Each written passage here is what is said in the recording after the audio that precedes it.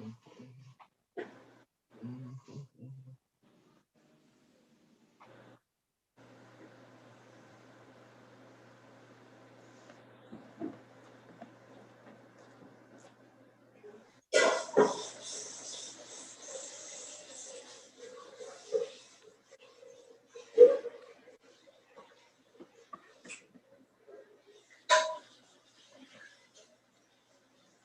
back to the Young Adults Real Talk Forum, a place where great minds meet to talk about real issues in today's Christian society. We open this show in the name of the Father, the Son, and the Holy Spirit. Amen. Amen. Thank you so much for joining us, great minds. I'm super excited to have you with us again for the second episode in a new year. And as you know, we are still digging deep into the book, Two Worlds at War. This time, we're going to go a lot deeper with our panelists that we have. I'm one of your hosts, Patty. And your other host, Justina. Thank you very much for today's show. Thank you for joining us, all panelists. We are very excited for today's show. Last time we had our great, amazing authors, Reverend Dr. George Potofi and Dr. Cynthia Potofi join us to talk about their book, Two Worlds at War. Today, as our sister Patty said, we are going to dig deep into the book and get our views and perspective from our panel. So don't go anywhere. Join us and let's talk about the book. Let's open our minds and talk about the book. Yes. And as you know, great minds, you are equally a part of this episode and this series. So we want to hear from you. So as we're going on, please do chat in your questions to 704-607-4706 on WhatsApp. All right, so Justina, we have come to a point in the show where it's time for our daily icebreaker. We got to get our brains moving and grooving. And before we do that, I'm going to introduce our wonderful panelists that are here with us today to help us with the icebreaker and the discussion. We're going to start off with Emanuela coming on. Thank you so much. We're so glad to have you. Thank and of you. course, we have our brother, Mr. Saki, coming on with us today. Also, super excited to have you. Welcome, welcome, welcome. And then last but not least, all the way from Texas, we have our sister Diana in the house. Thank you so much and welcome. All right. Thank you so much, panelists, for joining us today. You know, our great minds at home always want to know a little bit more about our panelists. They want to hear more about your life. So we're going to go and start in honor of the book. I just have a few questions for you guys, if that's okay. And I think, Emanuela, I'll start with you, if that's okay. Okay, so just going through, you know, the book, one of the things that comes to my mind is like childhood, right? About our childhood. So Emanuela, can you share with us one of your most favorite memories from your childhood? Yeah, so I think in honor of the book, one of my favorite childhood memories with my parents would be actually when we went to Myrtle Beach in South Carolina. And they had like kind of like an amusement park. And so we all wanted to go on this like roller coaster. And obviously my mom was like, you can't pay me to go on it. So she wasn't going on. So we kind of begged my dad to go on. And so it's me, my dad, and my two siblings all kind of together. And so my dad looked at it. He's like, oh, I got this. Like, this is super easy. And so then we're all on the roller coaster, and all I hear is immediately as the roller coaster starts, my dad like grips everything. He's like, everybody. And he's just yelling the entire time. And because of that, I wasn't even scared anymore. I was just laughing at him. And so those were like one of my best memories with him, just to see him kind of overcome that and have that kind of comedic relationship with us. So that's what comes to mind. Oh, that is amazing. I mean, that I can relate to that, but it was actually my husband, but I won't tell the story. But thank you for sharing. Thank you so much for sharing. Mr. Saki, what about you? What childhood memory comes to mind? Yes, so at my age, a lot of childhood stuff I've forgotten. But one thing that I remember was when I went to college, and that was University Hall, popularly known as Katanga. So on my first day, my first night, I was deep asleep around midnight. All I heard was some loud noise, banging on my door, people coming through my balcony and all that. So I have to finally open the door. So as soon as the door was open, I was grabbed, about two guys held my hands and then two held my legs, So in that mood, I was taken to the pond. We have a pond in the middle of the hall. And so they will swing you like 3-4 times and will swing you all the way into the pond, leaving you to just land in the pond with all your, clothes or whatever. So the very first time I was so surprised. I didn't know what was going on. I got out of the pond wet. I didn't know how to swim those days, so I was really kind of scared, So after that, I got out of the pond and then went in to clean myself up. So I was trying to find out the following day what really happened. And I was told that that's a way of initiating you into the hall. So we call it ponding. And normally it's done by your best friends who know you or who really kind of helped you settle into the hall. So I was kind of mad, but I couldn't say anything. So I dealt with that. And I guess for the following year, I was the one who was leading that ponding episode. I made sure that all the freshmen who came in were all ponded around midnight, and it was kind of fun for us because that was a tradition. And even when you come into the hall after several years, like during our 25th anniversary, when the then president, J.J. Rawlings, and then his almost vice president or his prime minister, P.V. Obin, when he came into the hall, it was well ponded, we all had fun and laughed and all that. So that is one thing that sticks with me for a long time. And I wanted to share that. That is amazing. Like I can see the whole thing playing out. I would have been terrified. Wow. Thank you so much for sharing and thank you so much for participating in that icebreaker, guys. I really appreciate it. I think we're going to jump straight into our discussion today. So Justina, I'm going to pass it back over to you. Thank you very much. That was funny, ponding. I mean, I'd be scared. I'd be scared with somebody throwing me in the pond. Thank you very much, all panelists. The following conversation is not tied to any specific church, but I focus on the Christian society community as a whole. So before we go to our commercial break, we are telling all our viewers and all our panelists, all great minds at home, don't go anywhere. Stay tuned. We are about to dive into our conversation. Don't go anywhere. Commercial break after this.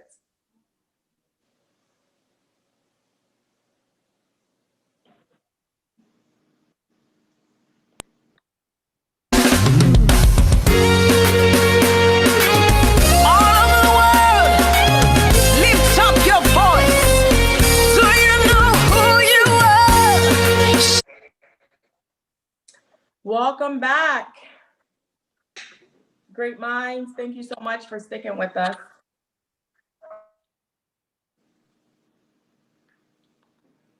Over to you, Justina. Thank you. We are back from commercial break. So right now we are about to dive into our questions. Two Worlds at War. I've read the book. I know our panelists have read the book. So we are going to digest the book and really talk about issues and things that pertains to our generation and to the youth. So this question is for our sister Manuela. What are some practical ways that our African parents can work to embrace the American culture and whilst not thinking that they are losing their culture? What are the ways that will allow our parents to embrace this culture, but then at the same time not think that, okay, I'm losing my accent, I'm losing my culture, my dressing and all that? Can you tell us more? Yeah, that's a really great question.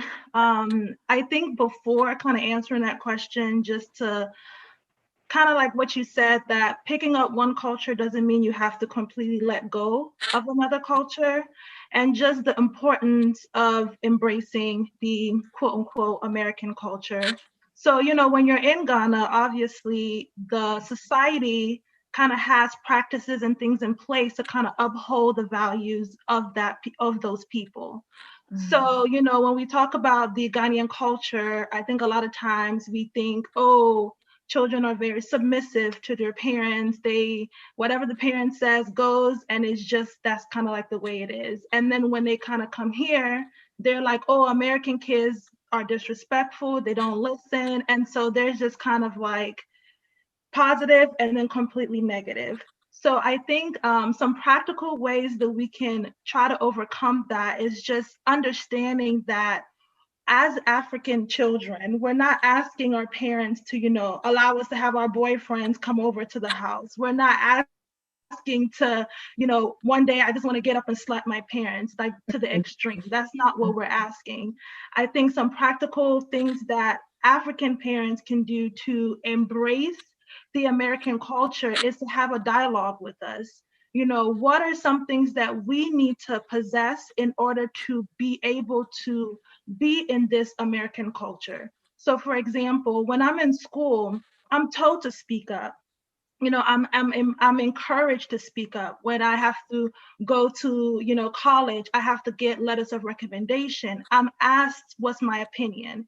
And so when I come home and that's the opposite, when I go back in school, I'm kind of lost. So just finding ways to have dialogue and seeing what are some characteristics that my child needs to possess in order to thrive in the American culture. And so I think some things, number one, would be definitely having a dialogue and just understanding us. And through that would be you as the African parent kind of sharing your stories with us, telling us about your childhood, telling us about things that you went through, and at the same time listening to us. Let us tell you what it's like to be in school here, because we're not saying you don't know because you're not like worth it, or you don't know because you just don't know, but you don't know because you haven't gone through it. And we don't know what you guys have gone through. So I think one of the biggest things is to have dialogue. Sometimes my mom will come lay on the bed with me and we'll just chat.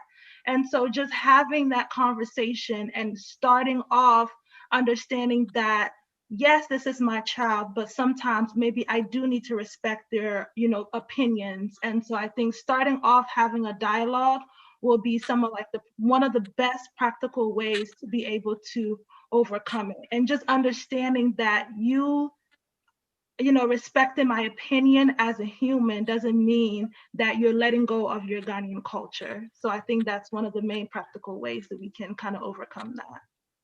I mean, that's good. And I also think being open-minded. I mean, some parents might have the, all the dialogues you want. We can talk from morning to afternoon. But if you don't have that mindset of, okay, I'm listening to my daughter, I'm listening to my son, I need to have an open mind. And also, I also believe, like you are saying, having a conversation of my childhood, what I went through when I was in school, and here is totally different. So having an open mind as well, I believe, will really help in our conversation, really help, bridging the culture together. So thank you very much, Sister Manoa. Mr. Saki, do you have anything that you want to add? Yes. Helping our parents? Yes, sir. Go ahead. Yeah, I was itching for that chance. But I think our Sister Manuela said a lot, which I agree with her. But to some extent, coming from Africa with that kind of background, that is all, as soon as parents get here, we are thrown into a different world. And as parents, don't forget that when we left home, we have our parents too, which might be our kids' grandparents back home. We have our siblings, we have our extended family all there who will be checking on us, calling us, and asking for assistance. Meanwhile, we have our kids here also that we have to, try and help them, or blend with them and help them assimilate into the culture here. So already we have a lot of burden on us, but as parents, yes, many a times we allow the dialogue to happen. We listen to our kids talk to us, and we try to go to that extent of playing with them and things like that. But one thing that African parents, you should also know, is that we have our, like things that we don't negotiate. For me as a parent, there are certain things I will not negotiate, and when those things, you're trying to break those that will negotiate come in, then it leads to that argument or that kind of discussion, or that area where we become so strong in our stand and we don't want to change. So for instance, I have two boys and a girl, right? So the boys are a little bit different. So the boys, they know it when I say something 1, 2, and I would have to say it the third time, they'll listen, they'll do what they got to do. But my girl, I need to go about 4 times, 5 times. And that is when the yelling comes in.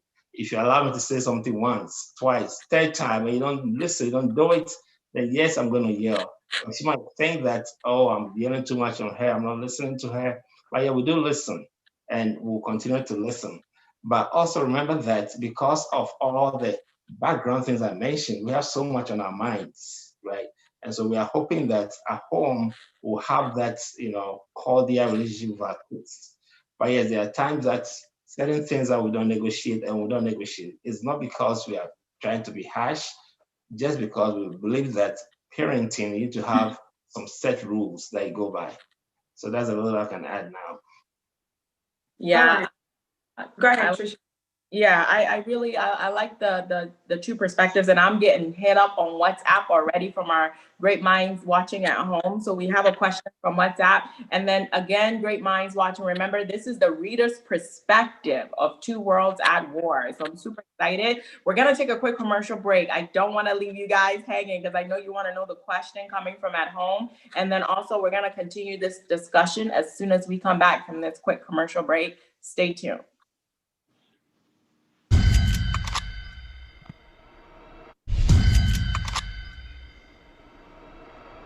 Hi, I'm Patty, one of your hosts from Great Minds. And I'm Justice, your other host. We're here to remind you to tune in to Great Minds on Sunday at 1:30 p.m. Eastern Time.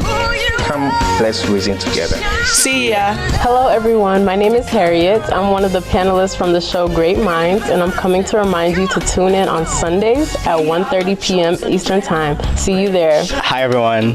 My name is Obed, and I'm one of the panelists for Great Minds. I'm just here to remind you all to tune in on Sunday at 1:30. I can't wait to see y'all. Hi, everyone. My name is Ford. I'm one of the panelists for Great Minds, and I hope to see you on Sunday at 1:30 p.m. even as we have an engaging conversation. God bless you. See you there. Buddy, this is Edwin. I had the privilege of being one of the panelists. Join us on Sunday for Great Minds. Don't miss out at 1:30 p.m.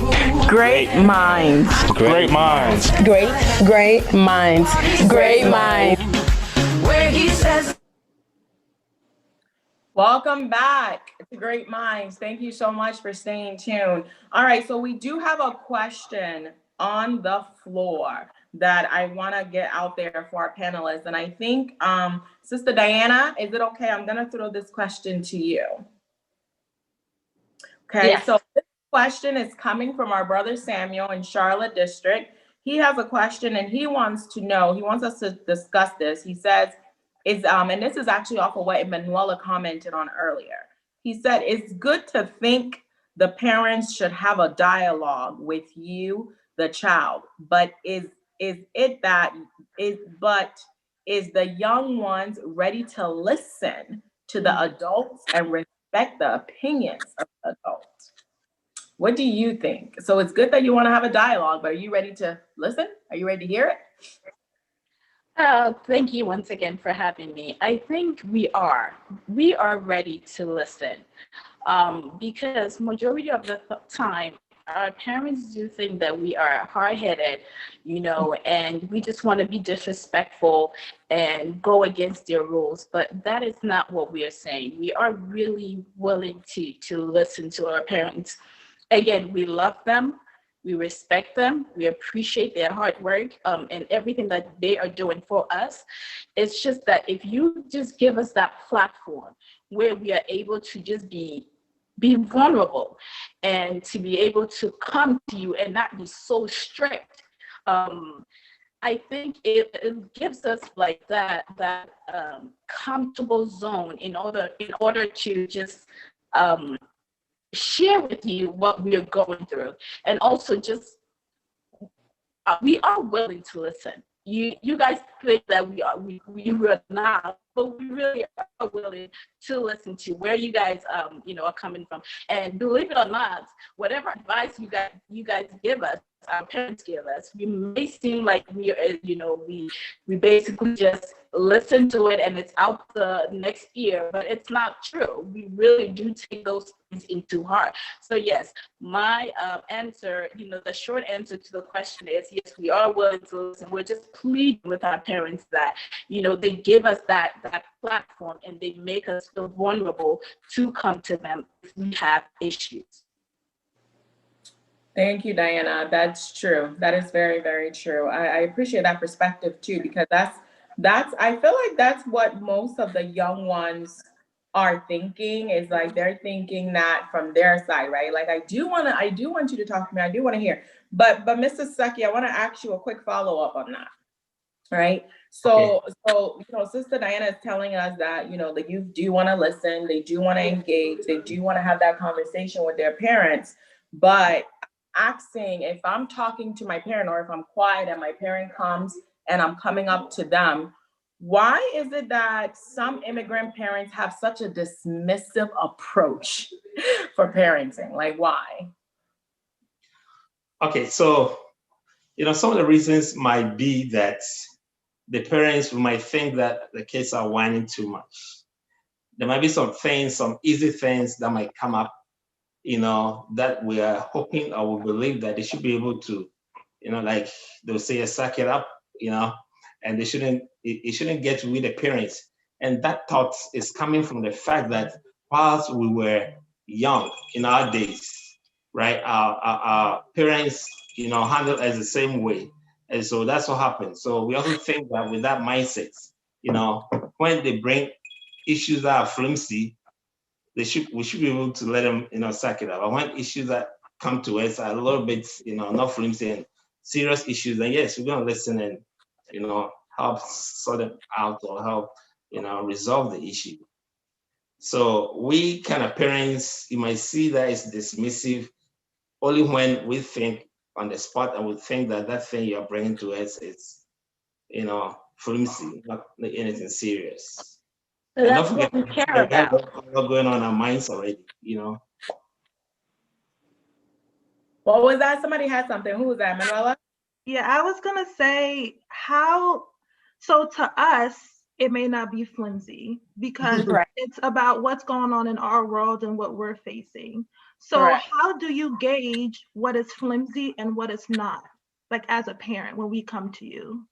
Okay, so actually, as a parent, you have to study your kids, right? So from the time that they begin to talk, when they start talking, up to the time where they start going to high school, elementary school and high school, you will know the things that they come to you and talk about most of the time. So along the line, you know the things that are not that, serious, and they should be able to deal with it. And don't forget, so we're able to figure that one out as parents, number one. And number two, the fact that we are dismissing it, that doesn't mean that we don't love you as a child or we don't respect your view, but we're also teaching you to toughen up, how to be tough, how to be able to stand on your feet and do certain things for yourself. So like they say, the best teacher is to give the person experience, or experience the best way of teaching somebody. So when you go through it, yes, there might be times that you might not be able to deal with it and will come in the nip of time. There'll be times that, yes, you toughen up through that experience that you had.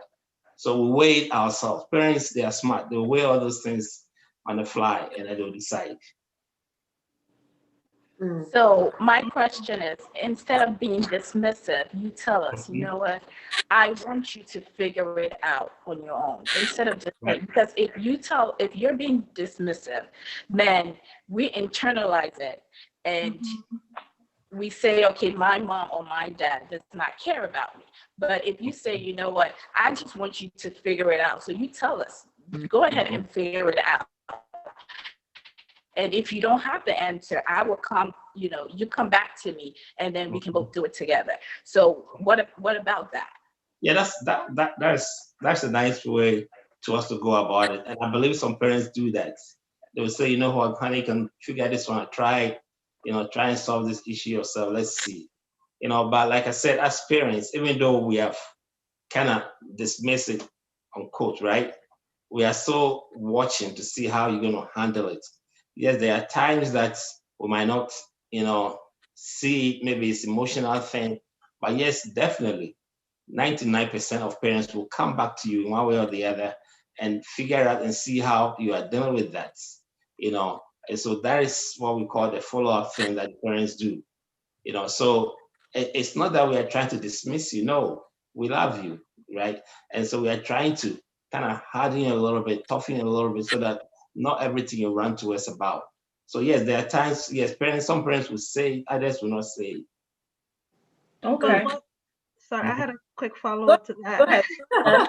So if you are dismissive to us when we come to you, and you're Yeah. saying that, you know, you'll watch and you'll follow up, but what if you being dismissive, we shut down and we don't open up to you and we're dealing with things on our own? How do you then see that you're following up if we don't open up to you? Maybe there's something going on at school, maybe something going on, you know, if I'm in college away from you, that I don't open up to you. So how do you follow up and make sure that I've toughened up through it if you don't? And you know what? Before you answer, Manuela, she just asked my number 2 question for me. So I'm going to ask it with her, because when you're answering that, Mr. Saki, can you tell us some methods, right, that you have used? Because to all of our great minds watching at home and the parents watching with their kids, we want to know some strategies. So can you tell us some methods that you have used that's proven effective in communicating with your children, but in the same light as Emanuela asked? If you are, you know, maybe I'm down and I was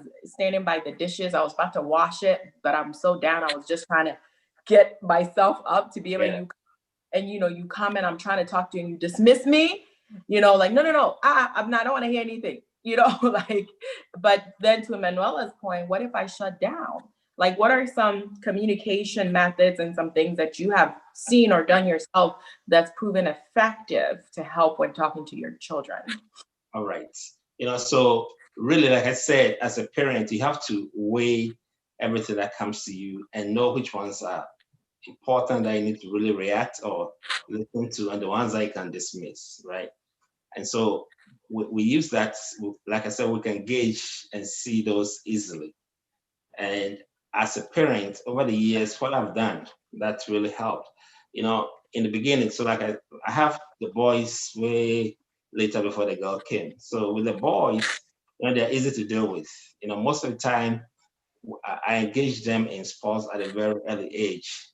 So I'm out there with them playing.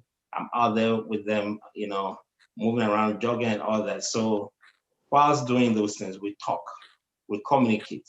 So one way of effective communicating with the kids is whilst engaging them in sports. Now, apart from that, also, I got into some of the things that they like games, playing games. Initially, they like to play games. You know, GameStop, when I had it the other time, I was like, wow. I used to go there almost every week because they'll run through the game quickly. I have to go back and buy a new game. And so this is me coming from Ghana. We didn't have games at that time. When I was in college, I was even learning the computer theoretical. I never saw a computer itself. You know, but when I came here, I got to learn how to play games on the computer, play with all those game, you know, devices, so I can play with them, I can engage them. You know, so whilst in the course of the game, we'll talk maybe when one wins, and there are times I made them win purposely. You know, so there are times I say, okay, when you win, you're going to get this. When you win this game, you're getting this. So it makes them play harder against me. You know, and so in the course of that, we can pause, we talk, or when one wins or when the game ends, we communicate. Then I can just bring in some of the issues they had at school. Oh, how was school today? Oh, your teacher said you're doing great in your courses. How is it coming up yourself? What do you think about this subject and that subject? So in the course of the game, there'll be some interruption where you talk about them and their stuff going on. So that was the early ages, you know. So I did that. Now with my daughter, here comes the daughter who didn't like to play those games.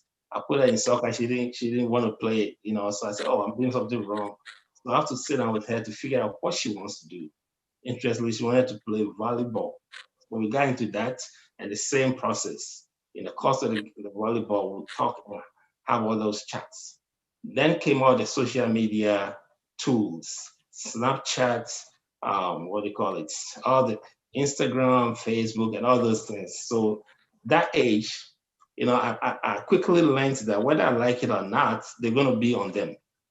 Whether I buy the phones for them or not, they're going to use their school phone or a friend's phone to get on Instagram and all that. So I decided to buy it for them and try and educate them on the pros and cons of the things that they post and all that. You know, so the social media was also part of how to communicate with them. Matter of fact, we had like a WhatsApp group, family WhatsApp group, that they can post the things that They want to discuss things, issues that, they feel that they encountered and they need assistance. So those ones, I'll allow them to do it. I'll listen to it and help them out. So we did all that. And then also we have our weekly family time that we meet. We do our Bible studies. And after that, we just go around, everybody will bring issues that they want to discuss, how their next week is going to be like. We talk about that. So here are some few things that I normally do, with my kids. I try to communicate with them. And like I said, I don't dismiss them outright, but I was talking in general. Most parents will dismiss when they know that what you're bringing or talking to them about is a little bit flimsy, and they want you to deal with it to kind of harden up. We need to teach them the hard way, tough love, and then we got to also give them real love. So it all comes to play, and at the end of the day, it all harmonizes very well.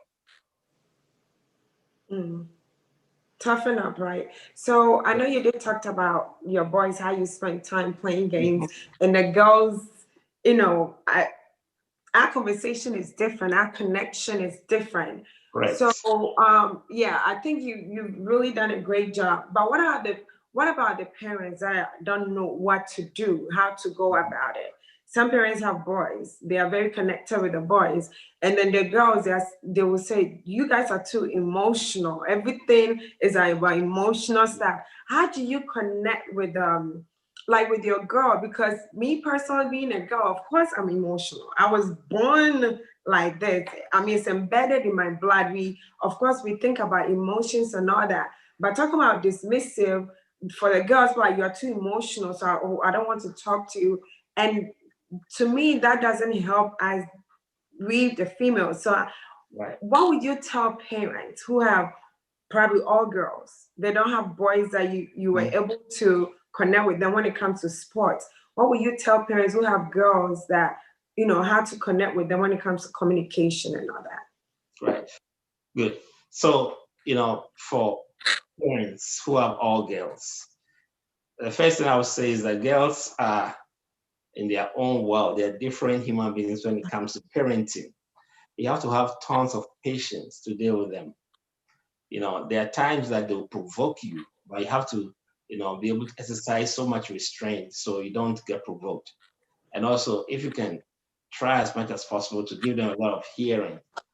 Yes, there might be certain things that they might say that you can easily see that it's a little bit flimsy, but all the same, you can just listen to her, and then say a two or thing about what she said, the thing that she brought to you, and then make sure that before she leaves, there is some kind of resolution. At least you've told her, oh, this thing that you're talking about, maybe you can do it this way. I suggest that you go about it this way. And also at the early stages, you can find out what their interest might be in, because it's not only putting them in a sports or game or piano and all that. If you can afford, try them on all of those issues and see which ones she might like to do. I remember my daughter, we bought her a piano, we took her to piano lessons. All those things are sitting in the house somewhere in the garage. She didn't play. I realized that she didn't want to do them, So I wasn't forcing, but maybe out of all that you introduce her to, she might find one thing that she likes, And so she might also channel some of her energy into that at the early stages, growing, and also when she does those activities, opens up the mind and all that, and gets her out of some trouble, So that's also good. And then when they're a little bit growing up and they get into the age where they have to have a phone, they have to have all the social media. Our appeal with parents: do not cut them off social media. Do not say you're not gonna give her a phone because we think that she might be communicating and doing certain things that are wrong with the phone. The phones are very important. They have come to be part and parcel of our life, and it's a good way to communicate to them wherever they are. Yes, you communicate with your friends whether you like it or not. So it's not you're buying a phone for her or not buying the phone. That will not make her communicate. Rather, you like to educate them on the consequences of some of the things we do. For instance, if you text something, you don't make sure what you're texting is right, and it goes out there, you cannot claim it back. If you put something on social media, a picture or something like that, you cannot claim it. It's gone for good, right? And even tells you in the agreement when you're buying the phone and you sign all those things, So you have to educate them instead on some of these things. And you have to try and be there for them as well. Yes, our work schedule is tough. There are times that we do double back to back and all that, yes. But when you come home, even at least in the evenings when you meet at home or once in a week when you meet, you can discuss certain things that are going on. So I would say that parents should also be proactive. Instead of waiting for the kids to come to you or your girls to come to you, go to them first, right, and talk to them. And when I'm going to their room, I remember when my girl was growing at the age of 6, 7, 8, 9, I just barged into her room. But I learned the hard way that quickly I got to knock for her to allow me coming. I cannot barge into her room anymore. So all those things, the kinds of change. And as parents, we learn the hard way. But yet, we are not perfect. Don't take us to be perfect. We are not perfect either. We are trying to do our best, trying to, combine the two worlds and see how we can maneuver through. All right, thank you. What advice would you give a parent that would say, I work 2 to 3 jobs, to keep up the house and to keep roof over your head. So I don't have time to be, because when I come home from my 2nd or 3rd job, I'm tired and I just want to go to sleep and repeat the cycle over again. So I don't have time to, sit with my child and ask, oh, how are you doing? So what advice would you give to a parent like that? Because I know there's a saying that, if you don't teach them, society would. Oh, so correct. If that does not scare you enough to say, you know what, my child is more important, then I don't know what would. Right. But what advice would you give a parent? Right. Who is in Thank you. So as parents, we don't really choose our families, like you said. God has given you that child that you are with. And so you have that responsibility to be able to take care of the child, regardless of the situation. Yes, you have a job, 2, 3 jobs and stuff like that. But one, you got to create time. Yes, in the early stages, you have to take your kid to the bus stop or to school and then pick them up from the bus stop. So as parents, you have to, I'm hoping that, both of you come together and find a good way to handle that. If you go to first shift, maybe your wife or your partner will have to take second shift. So that is where some sacrifices, some compromise might come in.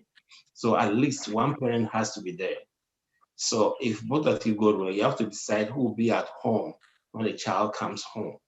It's very important that at least one parent has to be at home when the child comes home. So the child will see one of the parents at home and then can continue her day with that parent at home while the other one comes in later. So I'm believing that there'll be that, agreement in the family, and then you sort those things out.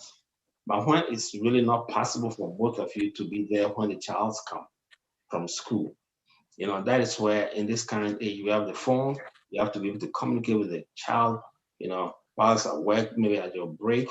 I remember my wife, she always call us. She works a night shift. She will call us, call the kids to find out what's going on and all that. So yeah, we as parents, that is also one of our responsibilities, not only to work, but we have to balance work with home.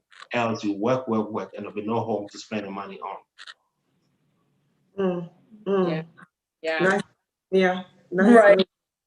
That's I like good. it, because I've never thought about that, where you make that partnership and that agreement to say, look, no matter how busy we are working 2, 3 jobs, somebody needs to be present when this child comes home.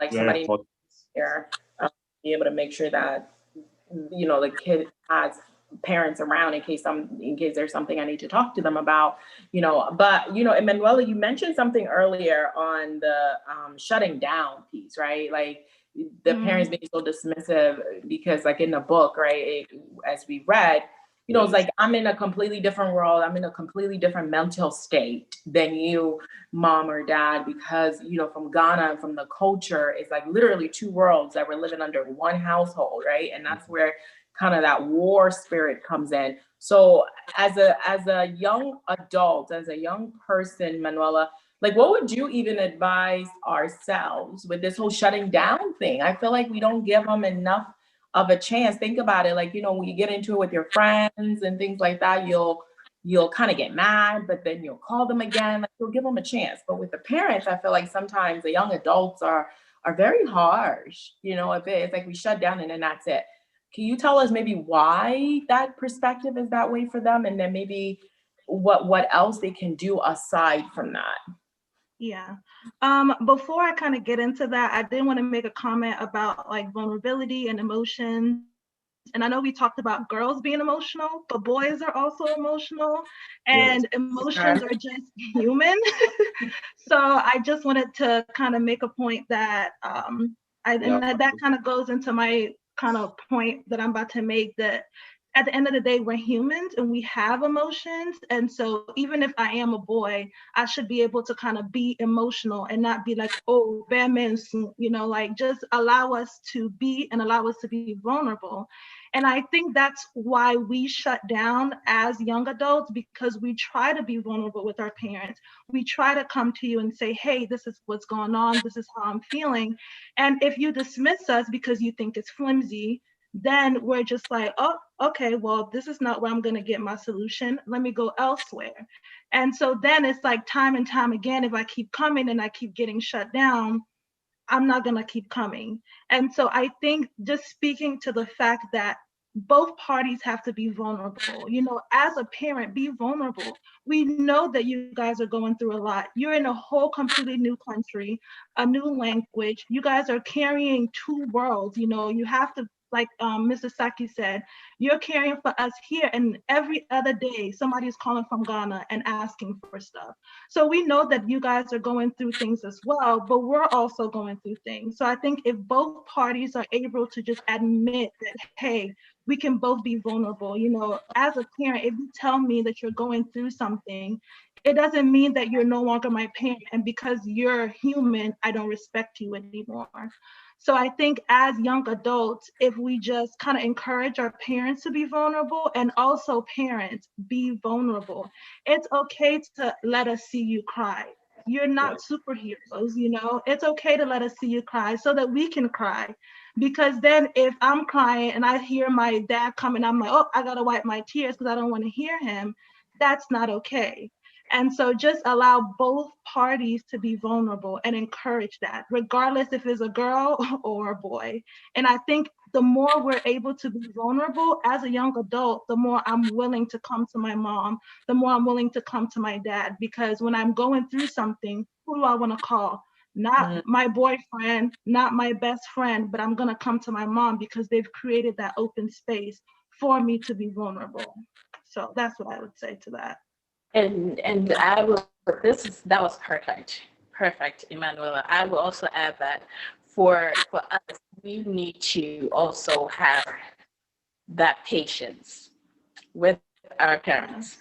You know how if it took them, you know, let's say 50, 60 years to have this or be accustomed to this behavior. So it's probably going to take them another 50, 60 years for them to, you know, change their behavior.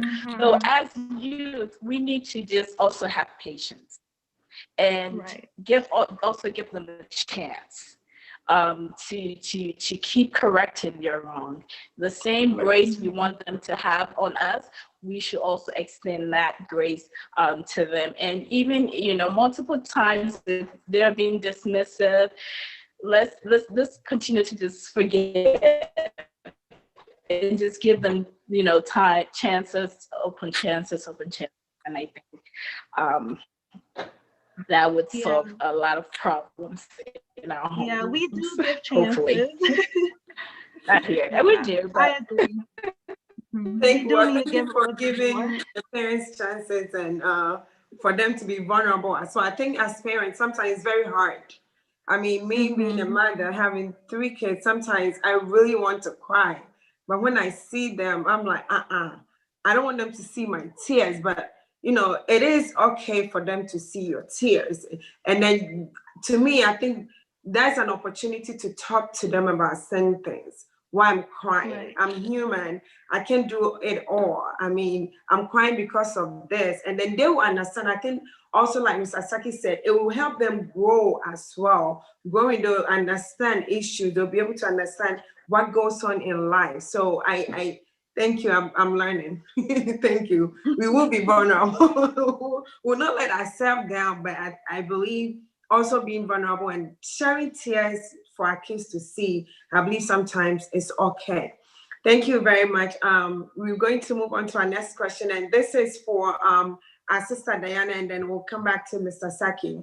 In the book, chapter 2 of the book, Two Worlds at War, page 21, the authors mention countries like China, Mexico, India, Vietnam, like the Asian world and Hispanic world, who have been able to maintain the indigenous culture while permeating through the Western cultural system.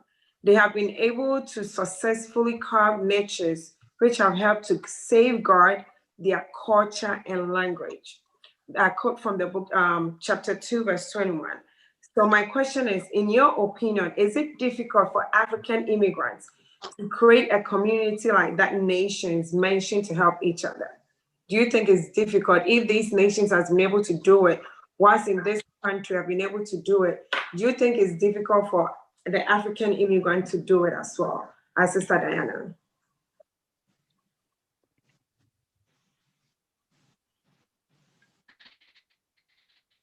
I think if anyone can do something, it's the African immigrant. Maybe I'm being biased, but that's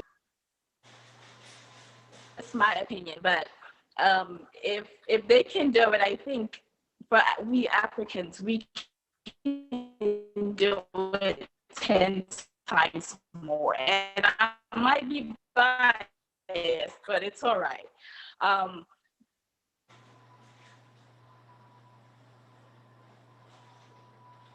And I think we're losing our sister Diana. So, Saki, can you help us out with that question while we work on that piece for her? Okay.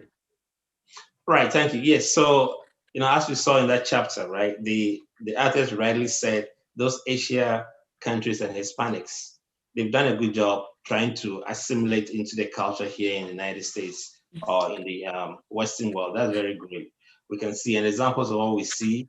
We have Chinatown, all over the places. We have Indian food. We have, Indian kids who go to learn their culture, their language. They can speak the language. We have all the Spanish kids speaking the language, even though they can speak English as well.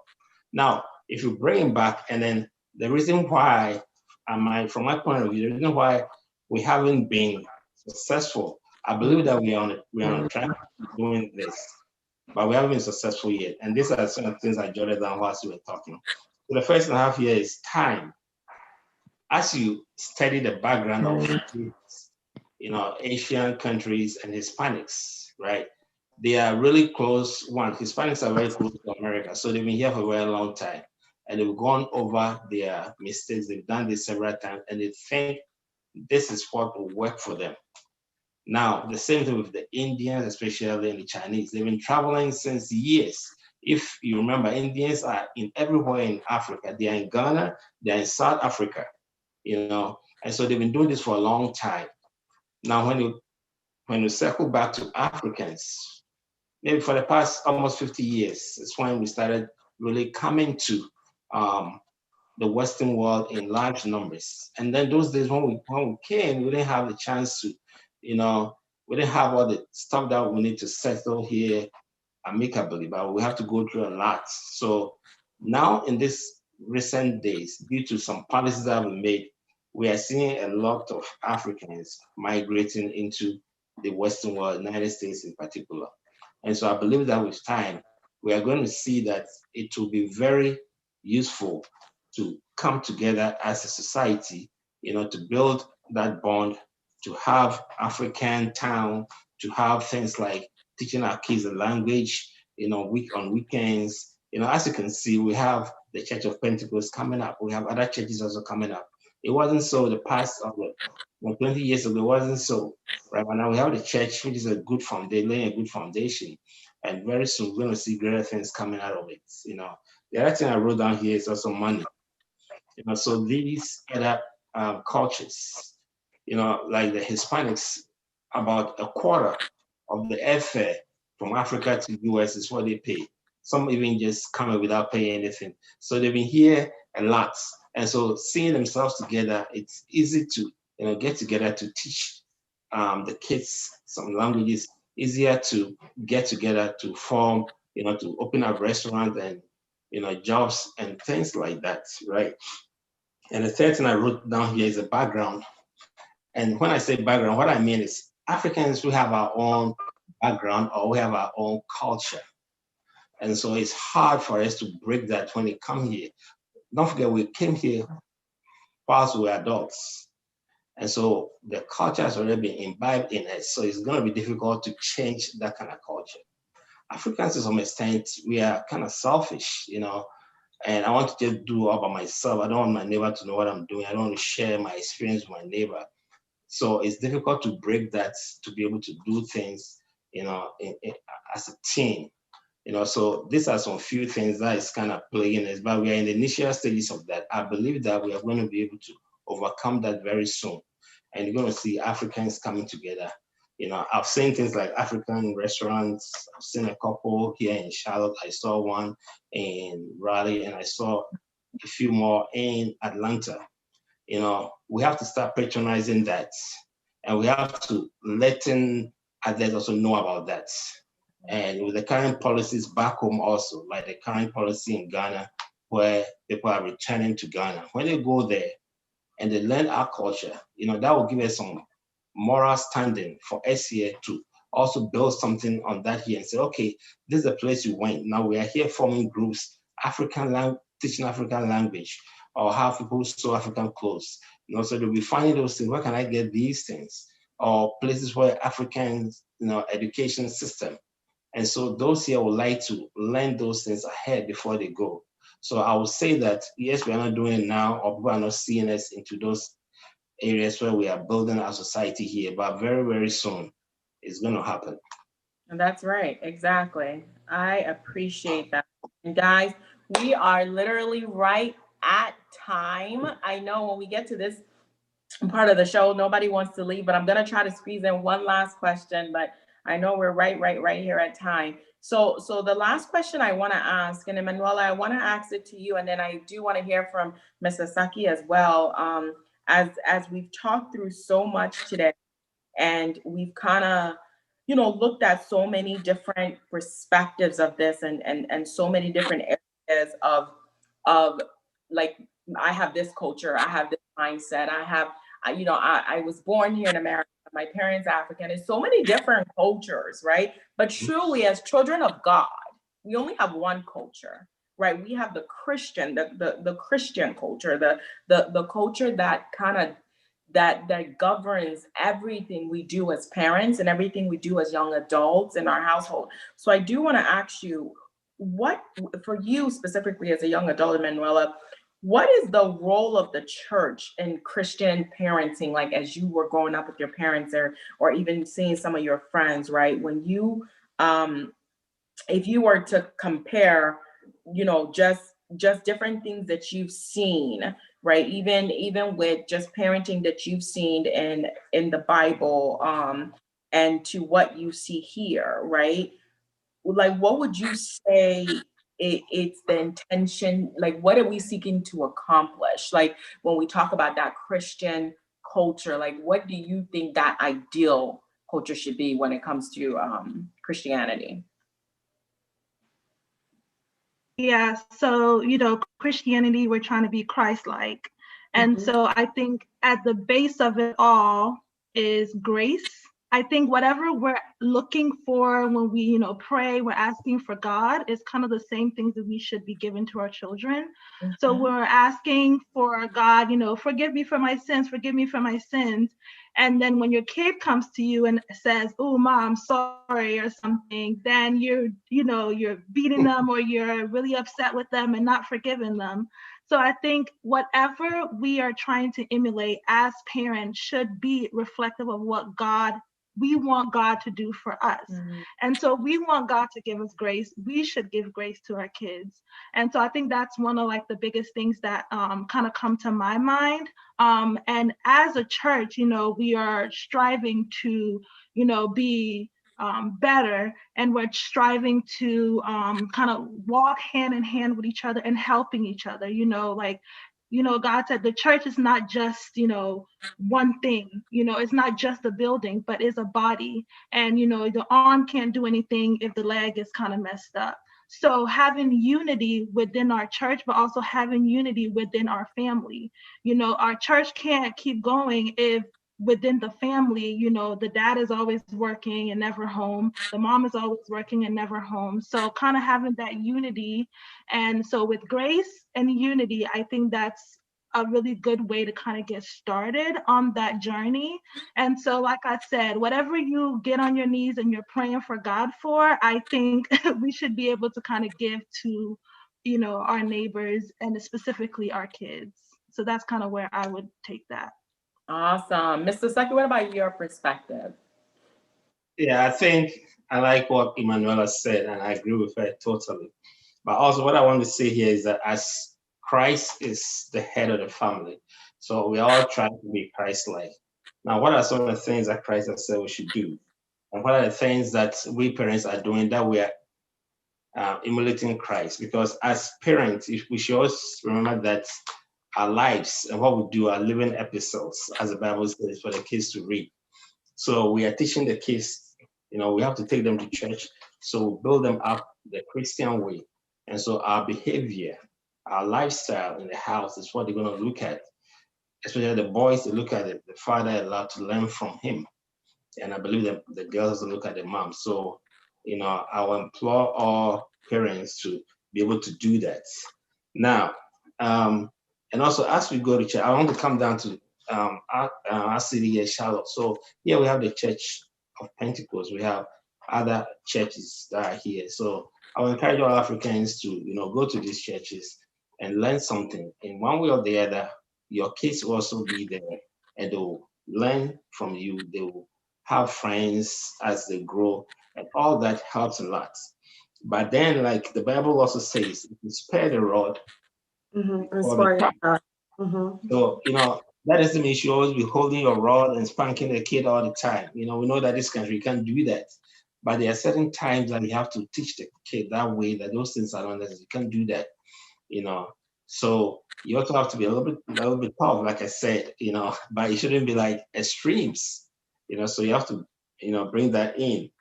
And like Emanuela said, being able to show grace and forgiving the kids, yes, you're going to forgive them, but you have to tell them, you have to let them know what they've done wrong, and that's the difference between we human being parents and Christ.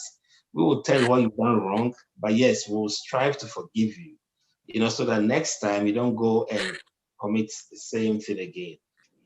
Yes, Christ says there'll be consequences in the long run, but we are here, there's immediate effects. If you do certain things that doesn't go too well, we'll first spank you.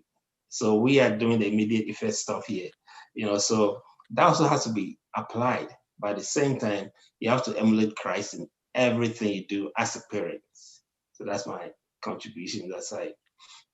Thank you very much. Thank you. We don't want to end, but we have to end because we ran out of time. And y'all know we didn't even get to question 4. I mean, the questions that we really wanted to talk about. But we'll continue this next week. And just like Sister Manoa said and Mr. Saki said, grace. Grace. We need to give grace to each other as Christ, show us grace. So this week, nuggets for our parents and for our young ones, our children and our family. Grace. Please let's show grace to each other. Let's be open-minded when it comes to parents communication, parent-child communication, friends communication. Let's show grace as Christ showed grace to us. So thank you very much, our Sister Manuela, Mr. Saki, our Sister Diana, and thank you all for our great minders at home who watched us today. Thank you for joining us. Next week, next 2 weeks, February 14th, we do have a great show coming. We are still on the book, Two Worlds at War. And next 2 weeks, we are going to look at the different cultures in Italy, in London, and in US here. Are we going through the same issues? Is it the same thing or is different from each country? So don't go anywhere. Next week, please join us next week. Next 2 weeks, I'm sorry, I keep saying next week. I can't wait. I wish it's next week. Join us on February 14th. Yeah, it's going to be a gracious, we call it international show, okay? We are bringing international people on the show. So don't go anywhere. Join us next week. Next 2 weeks is going to be a great show. Back to you, Patty.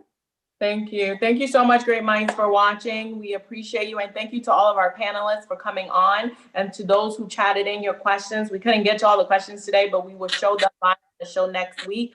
Don't forget to tune in at 2 p.m. to 3 p.m. Eastern time. Come, let's reason together. See ya. Bye-bye. Bye. Bye.